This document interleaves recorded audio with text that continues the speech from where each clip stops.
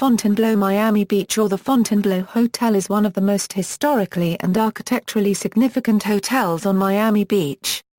Opened in 1954 and designed by Morris Lapidus, it was arguably the most luxurious hotel on Miami Beach, and is thought to be the most significant building of Lapidus's career. In 2007, the Fontainebleau Hotel was ranked 93rd in the American Institute of Architects list of America's favorite architecture. On April 18, 2012, the AIA's Florida chapter ranked the Fontainebleau first on its list of Florida architecture, 100 years. 100 places. The Fontainebleau Miami Beach is situated on oceanfront Collins Avenue in the heart of Millionaire's Row and is currently owned by Fontainebleau Resorts.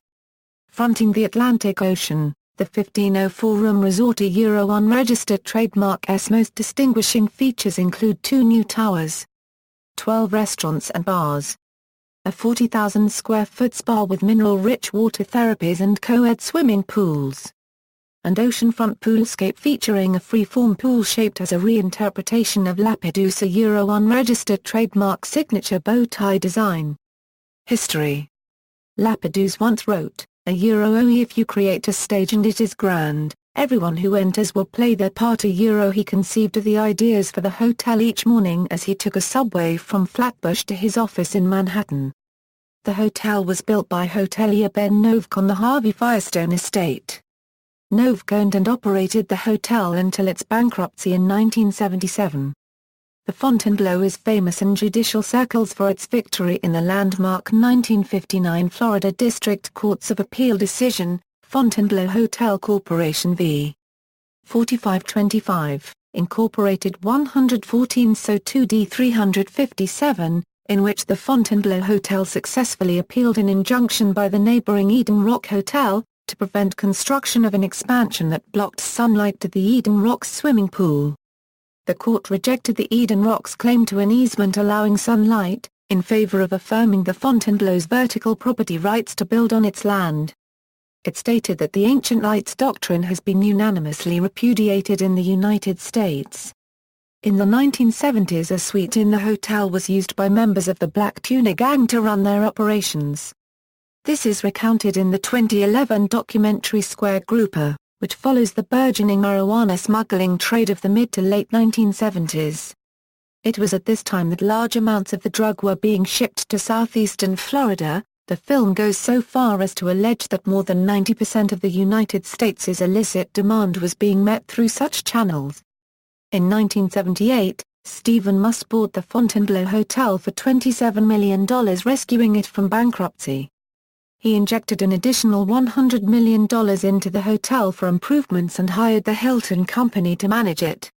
In 2005, the Musk organization sold the Fontainebleau to Turnberry Associates for $165 million. The hotel closed a large part of its property in 2006, though one building remained open to hotel guests, and the furnishings were available for sale. The expanded hotel and its new condominium buildings reopened in November 2008. On December 22, 2008, the Fontainebleau was added to the U.S. National Register of Historic Places.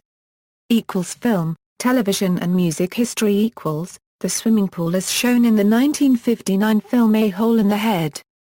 Tony Manetta comes to a party there for businessman and friend Jerry Marks. Miami Ma Robert King High had a cameo during the gala for Marks. Sinatra then videotaped a special, on March 26, 1960, during his regular Timex-sponsored television series for ABC, to welcome back Elvis Presley from his 2 years of military service in Germany, which was then broadcast on May 12, 1960. The hotel was also the setting for Jerry Lewis's 1960 comedy film, The Bellboy. The Fontainebleau is continually depicted and mentioned in the 1960-1962 television series, Surfside 6, which centers on 2 detectives living aboard and working out of a houseboat moored directly across the street from the hotel, at the eponymous address.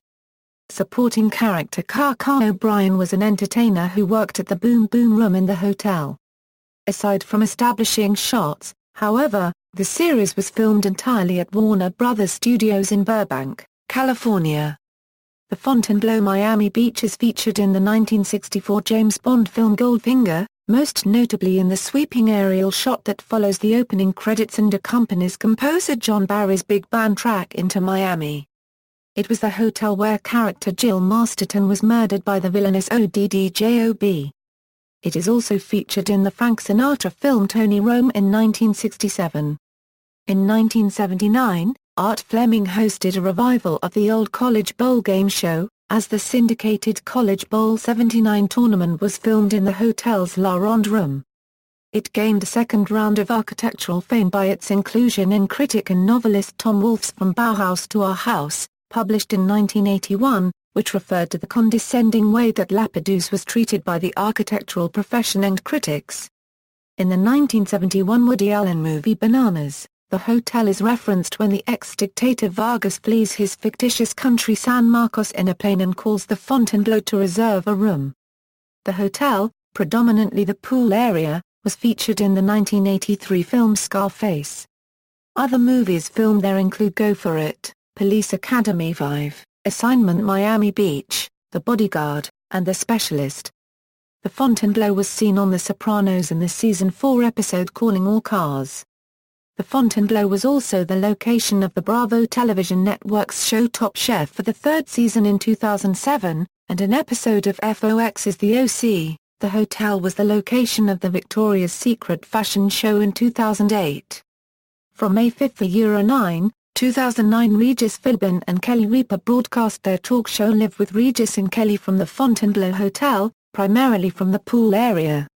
The hotel is repeatedly mentioned by Alan Sherman in his 1962 comedy song, The Streets of Miami. The Fontainebleau is the title subject of a song written by Neil Young and performed by the Stills Young Band on their 1976 album Long May You Run, which was recorded at the hotel. The Joni Mitchell song Otis and Marlena from her 1977 album Don Juan's Reckless Daughter is generally thought to include an oblique reference to the Fontainebleau as, among other things, that celebrated dump sleazing by the sea. Renovations. Fontainebleau, a Euro unregistered trademark escrow reopening marked the end of a 2-year, $1 billion transformation. Special care was taken to preserve many of the original design elements, including the staircase to nowhere. Restaurants and nightclubs in the complex include, Strip Steak by Michael Miner, Scarpata, Hakke-san, La Carte, Blade Sushi, Vida, Fresh, LIV, Blow Bar, Glow Bar, Michael Miner 74, Shiz Bon Bon. Pronunciation. The local pronunciation of the hotel's name is the anglicized Fontainebleau rather than the normal French pronunciation of the word. References. External links, Fontainebleau Resort, Miami Beach website.